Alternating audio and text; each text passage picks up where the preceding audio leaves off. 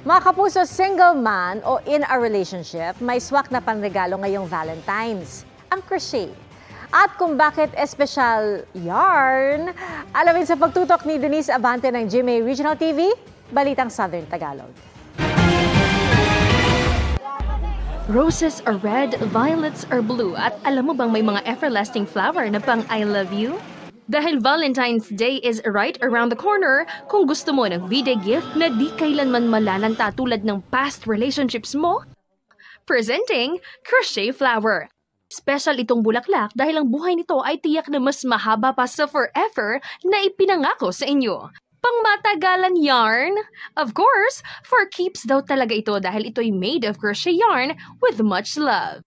Matagal ang span. Kumbaga, is matagal yung buhay niya. Kasi pwede mo siyang i-keep. Ang mga crochet flower, when you stick together, nagiging bouquet.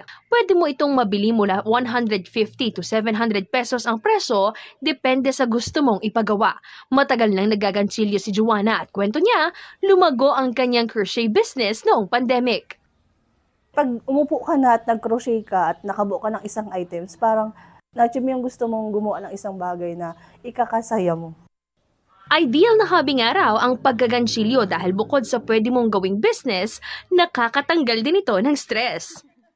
Kahit nasa bahay ka, pwedeng-pwede. Kahit nasa school ka, nasa trabaho ka, pwede kang gumawa. Anytime, pwede kang gumawa. Basta meron ka lang materials. Tsaka ang materials naman, mura lang.